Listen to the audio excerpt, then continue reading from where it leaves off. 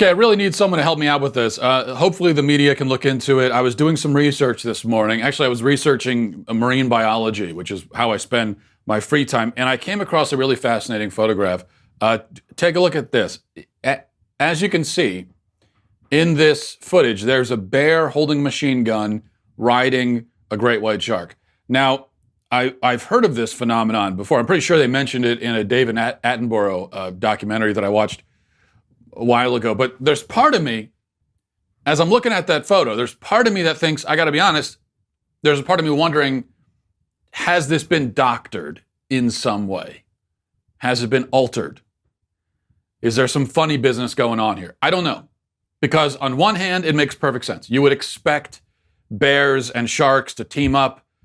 It's why haven't they done it by now? On the other hand, we live in the age of fake news, folks, and we need to face that fact. There are people out there. There are propagandists who want to confuse us and sow discord. So you can never be too sure. And I'm hoping the Washington Post or CNN or the New York Times can look into this, do some fact checking, just see, run it up the flagpole, see what happens. Maybe call the White House, see what they have to say, because we need to get to the bottom of this, guys. If there are shark-riding bears patrolling our oceans, we need to know. And the other question this is the question we need to ask is, whose side are they on?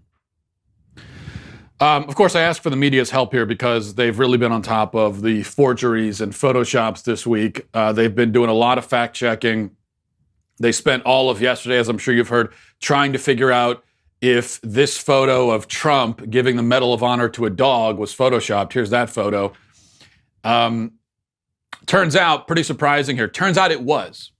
It was Photoshopped. In fact, it was Photoshopped by, I'm ashamed to say, it was Photoshopped by the Daily Wire. My own company. My own company is trying to fool the world into thinking that the White House gives medals of honor to dogs. Thank God the media exposed it. Thank God the media exposed us. And we're going to talk more about this issue today. Also, on top of that issue, we're going to be talking about some other things as well. The most disturbing drag queen story hour yet. And this one really sets the bar at a whole new level. And we're going to talk about that. Several other things as well. But first, a word from Stamps.com. When I talk about Stamps.com, I always wonder who in the world still goes to the post office and why. Why would you do that? Stamps.com brings the post office right to you. You don't need to go there. They'll bring it to you. No need to interrupt your workday or fight traffic to get to the post office, especially now during the holidays. That's when you really want to avoid it because that's when you're going to get all the foot traffic and everything. It's going to be crowded, busy. So stay away from that. That's why you need Stamps.com. Anything you can do at the post office, you can do at Stamps.com. Stamps.com eliminates trips to the post office and saves you money and also gives you discounts that you can't even get at the post office. Stamps.com brings all the services of the U.S. Post Office right to your computer, whether you're a small business sending invoices or an online seller shipping out products, even if you're a warehouse sending thousands of packages a day. Whether it's a big or small operation that you're running, Stamps.com can handle it all with ease. Simply use your computer to print official U.S. postage 24/7 for any letter, any package, any class of mail, anywhere you want to send it. Once your mail is ready, just drop it in your mailbox, give it to your mail carrier, and that's it. Don't spend a minute of your holiday season at the post office this year. Sign up for Stamps.com instead. There's no risk. With my promo code Walsh, you get a special offer that includes a 4-week trial plus free postage and a digital scale. No long-term commitment or contracts. You get all that stuff if you just go to Stamps.com, click on the microphone at the top of the homepage and type in Walsh. That's Stamps.com, enter Walsh. Stamps.com, never go to the post office again. Okay, hey, by the way, the picture of the bear riding the shark is actually from a shower curtain that I found on Amazon. So pretty much the greatest shower curtain of all time. If you're interested in picking one of those up, go check that out. Now, this thing with the dog photo, I think it all started with Steve Herman of some news outlet or another earnestly fact-checking the obvious joke image of Trump giving a Medal of Honor to a dog. An image that the brilliant Daily Wire social media team did in fact come up with. After that, and then Trump tweeted it out, and I think Steve Herman was among the first. This is what he said. I've requested details from the White House on this photo. There was no such canine event on today's POTUS schedule, but there is a Medal of Honor ceremony set here for later today for an active duty Green Beret. There was no such canine event, Steve Herman says. And then he goes on. He's got a long thread dealing with this important issue. It's photoshopped, acknowledges a White House official. The dog is not here at the White House yet. Then he goes on some more. And he starts retweeting. Someone else says, why the terrible Photoshop on top of everything else? Someone else says, this is incredible. It is despicable. Additional words fail me. Wait, it's incredible. It's despicable. So this is, Steve Herman thinks it's despicable. Well, he retweeted someone who said that this Photoshop is incredible and despicable. What's despicable about it? I don't even understand the criticism. And then he retweets someone else saying, well, just the president of the United States disseminating a doctored image created by a right-wing propaganda site.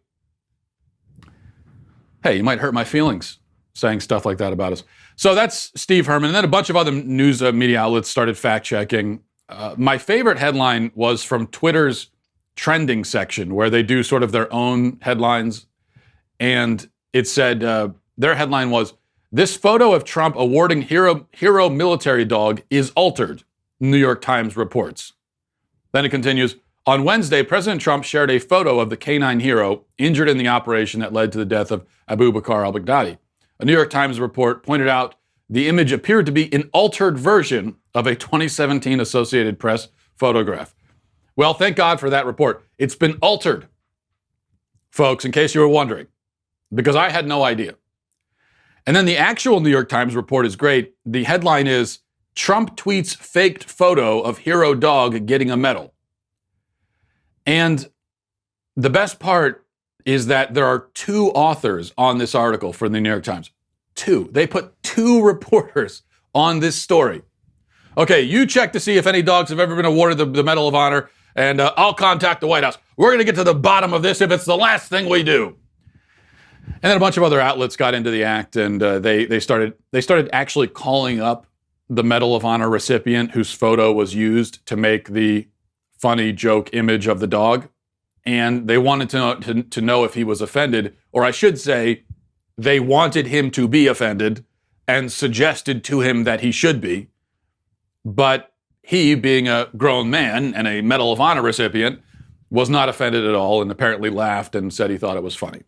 And also said that hey, you know, dogs are also part of the team, and so I got no problem with them being recognized. So he was cool about it, but the media insists that this is something we should be upset about. They can't even explain why we should be upset, just that we should be.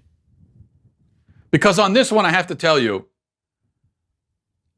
I really don't understand what the criticism even is. Very often the media will make criticisms of Donald Trump that I think are frivolous or stupid or I disagree with, but I at least understand conceptually what they're saying. In this case, even if I wanted to be offended by this jokey, funny Photoshop of a dog, I can't figure out why I would be. I couldn't be offended even if I wanted to be. And this, after 3 years, the media is still doing this. They're still embarrassing themselves by picking apart every little thing Trump does. It's on top of everything else. If you're left-wing media and you hate Donald Trump and you want him gone, this is a really bad strategy. Of course, it's bad news reporting, but we're way past that. They don't care about actually reporting the news. They don't care about that. So even from their perspective as left-wing propagandists, this is just a terrible strategy. Rather than focusing on the big things, that Trump does wrong. We're gonna pick apart every single little thing. We're gonna turn into headline news. And then, of course, if ever they do have a legitimate criticism or a real thing, a real controversy, no one pays attention to it because, well, just the day before they were going on about the dog. All right, but I'm not going to go on about it for much longer than that, so we'll move on. This is interesting. Judicial Watch has a report which, in this report, it shows how Planned Parenthood influences Democratic politicians. And we all know that Planned Parenthood does, but it turns out, unsurprisingly, that they influence Democratic politicians by just telling them exactly what to say verbatim. So let me go to the Judicial Watch report, which you can find at judicialwatch.org. Says, Judicial Watch today released 115 pages of documents from the office of Governor of Virginia, Ralph Northam, that show he received abortion talking points directly from Planned Parenthood. These documents were obtained as a result of two separate Virginia Freedom of Information Act requests. The February 1st, 2019 request was seeking all records of communications of Northam or members of his staff related to abortion, women's reproductive health, and or Virginia House Bill 2491. Judicial Watch likewise requested communication records between Northam and his staff with Virginia State Representative Kathy Tran or her staff. So this was, just summarizing rather than reading the entire thing, this was after the statements that Northam made, in the infamous statements in that radio interview, where he was asked about what a state lawmaker said, a state representative, Kathy Tran, had said about how abortion should be legal up until birth. And Northam was asked about that, and infamously, he went a step further and strongly indicated that he thinks that, oh yeah, abortion should be legal up until birth, and maybe even afterwards, because after the baby is born, a decision will be made. Or no, that's his actual words were, just to remind us all what he said. If a mother is in labor, I can tell you exactly what would happen. The infant would be delivered. The infant would be kept comfortable. The infant would be resuscitated if that's what the mother and the family desires. And then a discussion would ensue between the physicians and the mother. Okay. Strongly indicating that the discussion is about what are we going to do with this kid? Kill him or keep him? So after that, and that blew up in his face, PR nightmare. And so he gets in contact with the folks over at Planned Parenthood, asking them what he should say in the future about abortion. And Alexis Rogers responded in an email from her PPAV, it's a PlannedParenthood.org email account, titled Top Line Messages for Northam. And these are the talking points that she gave to Northam to say. There is no such thing as an abortion up until birth. Making a decision, which is totally false, of course. Making a decision about whether to continue a pregnancy is a complex and personal decision. Politicians have no place in this process. As a physician, I know how important it is to trust my patients and for my patients to trust me.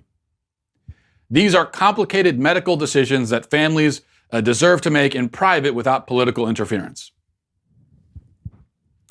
And then in a section of talking points titled Tricky Q&A, Rogers advises, if possible, answer on background, not for attribution. If a woman is in labor, she couldn't and wouldn't have an abortion. And that politicians and pro-life groups were characterizing safe legal abortion in a completely inaccurate and misleading way. Okay, so these are the exact points that Northam is being given. And this is what Planned Parenthood does with Democrats. You just tell them, this is what you're supposed to say. I think it's really interesting there that this woman from Planned Parenthood is telling him what to say from his own perspective as a doctor. So she is saying, she who is not a doctor, presumably, is telling him what to say from his perspective as a doctor. And it just goes to show how completely empty these talking points are. This is all, the reason why you go and try to get talking points from someone is because you don't want to engage on the issue. And so these are all ways of just deflecting. The very first talking point that he's given is to simply deny what he's just been talking about. There is no such thing as an abortion up until birth. Well, the only reason why this controversy came up for him is that one of his own state representatives was advocating abortion up until birth, explicitly. And so Planned Parenthood's solution is just to say, oh yeah, just pretend you never said that. Pretend that the thing that we are advocating doesn't exist. That's how it works. Planned Parenthood is, they own the Democrat Party. The Democrat Party is a prostitute for Planned Parenthood, essentially. Okay, now we go over to a report in the Blaze. These drag queen story hours seem to be getting progressively more disturbing.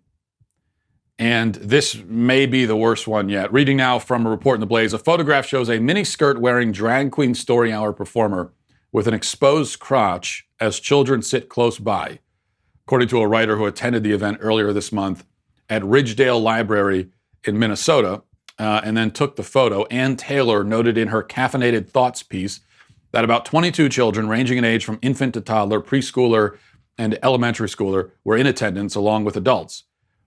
Taylor said performer Sasha Soda, who wore a pink miniskirt, spiked heels, and a shirt with an exposed midriff, strode in suggestively past the children, sitting down in a chair before several preschool-age girls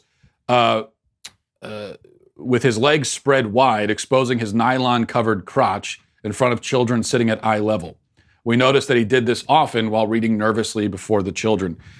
And then here's a picture of it. I hate to show it to you, but we need to know what we're dealing with here. And there's a picture of Sasha Soda, flashing these children. She also mentions, you could go to Caffeinated Thoughts or go to the Blaze and read more of this. But she talks about, as you heard, 20-some children there. Parents are there. She mentioned that there were some dads there who left.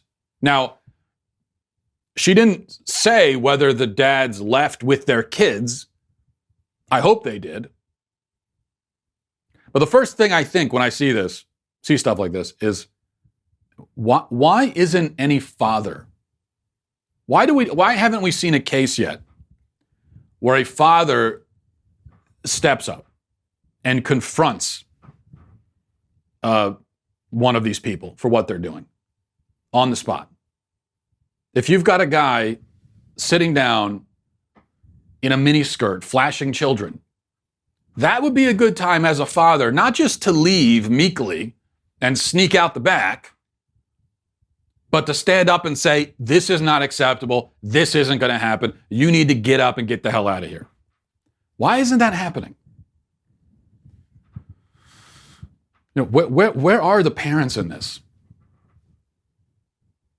And even worse, of course, in many of these cases, you have parents who are, not only do they not leave, but they stay there and they watch approvingly and they smile and nod and clap along. It is absolutely disgusting. So for me, this goes back first and foremost to the parents. These, libraries, if libraries could have these drag queen story hours where they invite cross-dressing men to come and flash children, if they did that and nobody showed up, then it wouldn't be a problem. This is only a problem. The only reason why it's an issue is because parents are choosing to put their children in the car and drive to these events. So for me, this goes back to the parents. Yeah, the libraries, it's insane for libraries, especially tax-funded libraries, to be using tax funds to put on these perverse, disgusting events. That is despicable. And they shouldn't be doing it. But it would be a moot point if all the parents in the area were real parents and just refused to bring their kids. Because then you would just have a cross-dressing man sitting alone, sadly, in a room by himself, reading a story to himself. That's what it should be. By the way, Chad Felix Green over at The Federalist, he has he wrote a piece on this incident as well. And he reports that this drag queen is a, quote, provocative adult entertainer who usually performs at gay nightclubs. So this is not someone who's just in the business of putting on women's clothes to go and read to children, as weird as that is already. This is someone who, according to Chad Phillips, created the Federalist, this is someone who his what he normally does is he goes and he dresses and he dances for adult gay men at gay nightclubs. This is an adult entertainer that this library has called up and said, hey, would you put on one of those outfits, one of those skimpy outfits, and come and read to some kids for us? And then I guess they posted on the bulletin board in the library, and parents walk by and they see it, they say, oh, that sounds great. Yes, a cross-dressing man reading to kids. I got to get my kids in for this. It's mind-boggling. It really is. Okay, before we get to emails, I should say happy Halloween. You know, I'm a big fan of Halloween. I get really excited for it. In fact, here's a photo of me a couple nights ago at a trunk or treat event with the kids at our church. As you can see, I'm very, very excited and happy and thrilled to be there. You can just see the enthusiasm on my face. And you can also see my quintessential dad outfit. And I didn't even realize until now, as I look at that photo, that I am officially a middle-aged man. The only thing I'm missing with that outfit is I guess the all-white New Balance sneakers, and then, well, sort of knockoff New Balance sneakers that I bought at Target, and then maybe a fanny pack. Those are the only two things missing, and then I'm full-on dad. But I'll tell you what my lack of excitement was. It's dark. There are a million kids running around. You know what a trunk or treat thing is? It's like you go to a parking lot and people show up and they park their cars, and then they stand there with candy, and you just walk to each car in the parking lot and get candy. So I've got my 3 kids. I'm trying to keep track of them. They're running in 19 different directions at once because, you know, that's something kids can do. Kids are like, who's the blue guy in Watchmen who can multiply himself and go in that's kind of what kids can do. They can multiply themselves and go in multiple directions at once. So I'm trying to keep track of that. It's dark. There are all these other kids there. There are a bunch of cards, probably literally 6,000 cards with candy, and none of the kids even say trick or treat anymore. That's not a thing anymore. You just walk up demanding the candy with your bucket out. They get the candy, very businesslike, and then they go to the next one and they go to the other, and it's just total mayhem. The thing that annoyed me the most, though, is that I knew we're going to have to do this all over again. We're going to do it tonight. Because what I've discovered as a parent is that these days, you can't just have one holiday celebration. Every holiday is celebrated 5 or 6 times. You've got trunk or treat at the church.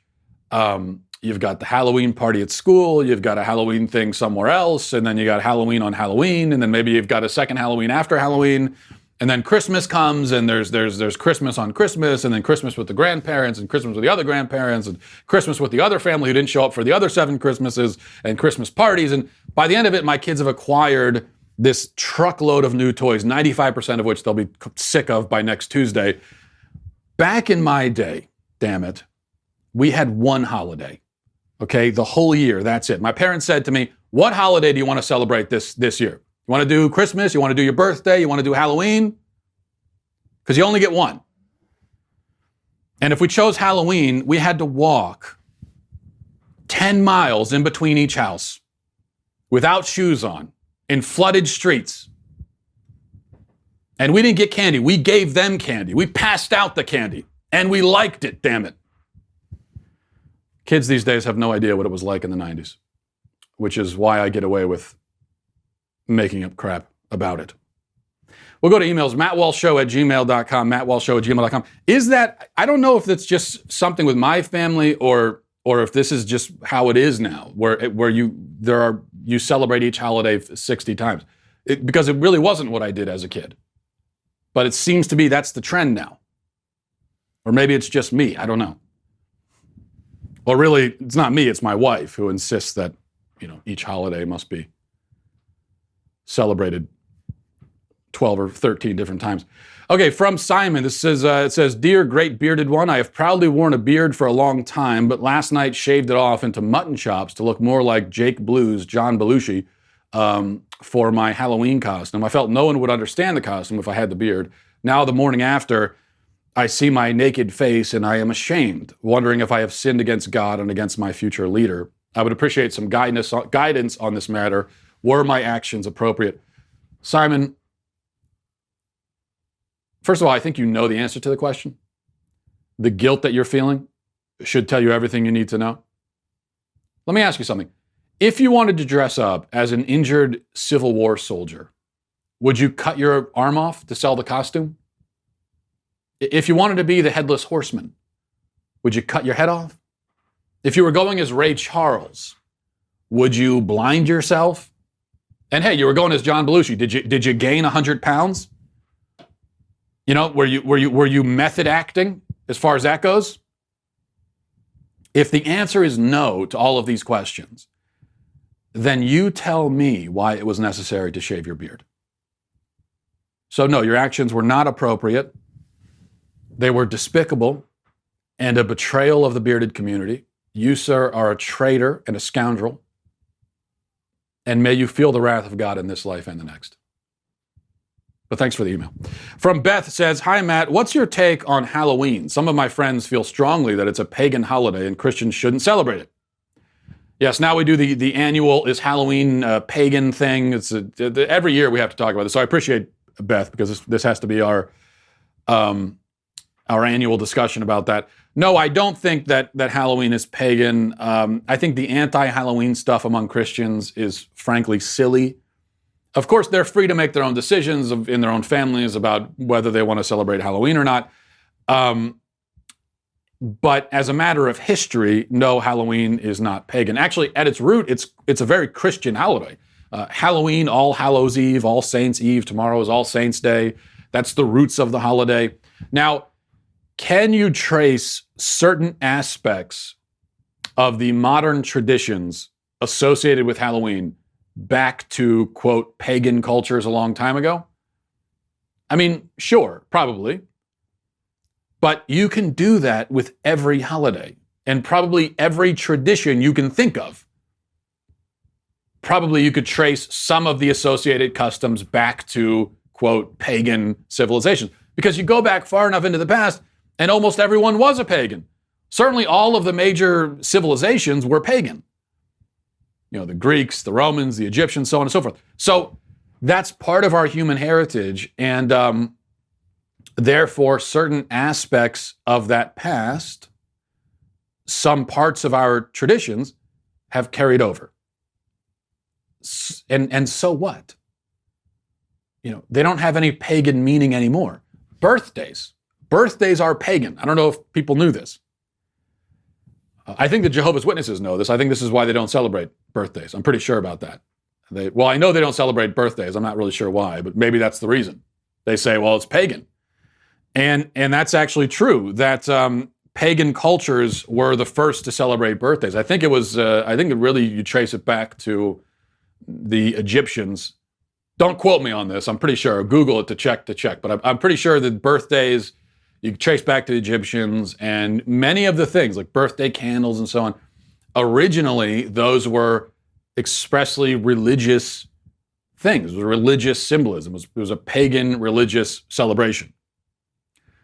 Now, Judaism in ancient times, they did mark certain special birthdays, but there was no tradition of celebrating every single birthday in Judaism, which is, we trace our own religious heritage back to that. And so if you want to go back far enough, you say, well, birthdays were not really a Jewish thing. They're not a Christian thing.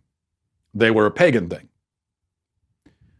But I ask you, when we celebrate birthdays, are we therefore worshiping pagan gods? I mean, obviously not. Just because it's something that originates with paganism doesn't mean that it still has pagan intent or pagan content. Pagans also wore pants. Does that mean we shouldn't wear pants? Are we idol worshiping when we wear pants? It gets absurd after a while. But all of this is irrelevant anyway, because Halloween is in practice, in reality, actually a very modern holiday. All of this history, which, as I said, really begins in Christianity with certain of its associated traditions, perhaps going back to paganism. But all of that is academic because Halloween, as it has become today, is a modern commercial invention. Halloween, the type that we celebrate today, has very little resemblance to anything that anyone did back in ancient times, whether monotheistic or polytheistic. So really, it is just it's a modern thing that we do. It's just a silly tradition. It's not a big deal. Now, if you're telling me you don't do Halloween just because it's a hassle and you don't feel like dealing with it, then I'm with you, because that I totally understand. But if you're telling me that you're worried that all the people who are celebrating Halloween are sort of accidentally worshiping pagan gods or something, then I have to say that I find that to be a little bit ridiculous. This is from Mitchell, says, after reflecting on LGBTQ History Month, a particular idea kept pestering me: the search for a non-binary pronoun. The currently prevailing notion is they, them, but this solution fails grammatically. We need a singular pronoun. And this brings me to what I call the it argument. The English language already has a genderless pronoun, it, but certainly referring to another person as an it would be deemed rude and downright dehumanizing, which is correct, but why? We, for the most part, use the word it to describe subjects or objects that are not men or women, i.e. inanimate or animals. For example, if you were to pay a compliment to a parent of a baby and didn't know the gender, you wouldn't call the baby an it. You would just call the baby a baby. However, you wouldn't be so careful with regards to a person's car or pet goldfish or even dog. If the starting position of a non-binary person is I am not a man and I am also not a woman, then they have coincidentally put themselves in the same group as inanimate objects and animals, thus dehumanizing themselves. I submit that by rejecting it as a sufficient pronoun on the grounds that it is dehumanizing, they are ceding the idea that being a man or woman is an integral part of the human condition. I'm a longtime viewer, first-time emailer, and I would love to hear your thoughts on this argument. Does it hold water, or could it be improved? I would say it does hold water. I don't think I can improve on it. I think you're exactly right. And I think I'm not even going to add to it. I think you have landed on something, on an important insight here. That when you get rid of the he or she, I think the people who do that realize that it's kind of dehumanizing. So they're trying to come up with a pronoun that isn't he or she, but that also isn't dehumanizing, and they have a lot of difficulty doing it, which is one of the reasons we talked a few weeks ago about all the made-up pronouns now, because they're trying to avoid the most obvious thing would be it. But nobody wants to be an it for good reason. And so, yeah, maybe that should make you think that, oh, okay, well, so maybe it is integral to the human person to be a he or she, and I should just stick with that because I am a human being. I'm not an it. This is from Antonio, says, hi, Matt, I hope you'll be supreme dictator one day. I would like to ask you 10 yes-no questions. I think that if the questions are correctly formulated, this interviewing method is very interesting. Let's see if you can give me 10 yes-no.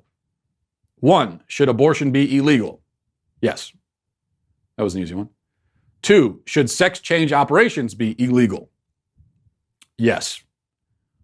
3, were the many accusers of Kavanaugh lying? Yes. 4, should Jussie Smollett go to jail? Yes. 5, is Islam a religion of peace? No. 6, will you send your children to university? I can't. That one I can't do yes or no, because it's, first of all, it's not going to be totally up to me. So that one I'm going to have to do NA on that one. Not applicable at the moment. I'm not sure. 7, would you like to know the day of your death? No. 8, would you take a pill that would guarantee eternal life? No. You're talking about eternal mortal life? Well, mortal, no, I guess it's not because it's eternal, but eternal life in this world where I'm just living in this physical body forever. There are a lot of problems there. I mean, for instance, eventually the Earth itself will be destroyed. I mean, eventually our entire eventually our whole galaxy will be destroyed. And then if I'm still around, I'll just be floating around in space for eternity. That sounds horrifying. 9, will Trump be reelected? I'll say yes if the left and the media, the Democrats, continue on their current trajectory and continue with their current strategy. Then I would say yes, he will be.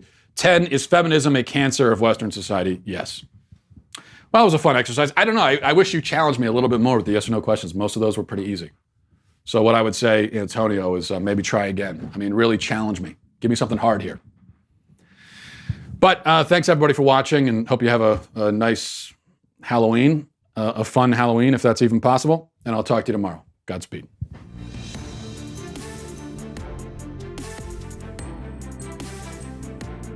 The Matt Walsh Show is produced by Robert Sterling, associate producer Alexia Garcia Del Rio, executive producer Jeremy Boring, senior producer Jonathan Hay, our supervising producer is Mathis Glover, and our technical producer is Austin Stevens, edited by Donovan Fowler. Audio is mixed by Mike Coromina. The Matt Walsh Show is a Daily Wire production. Copyright Daily Wire 2019.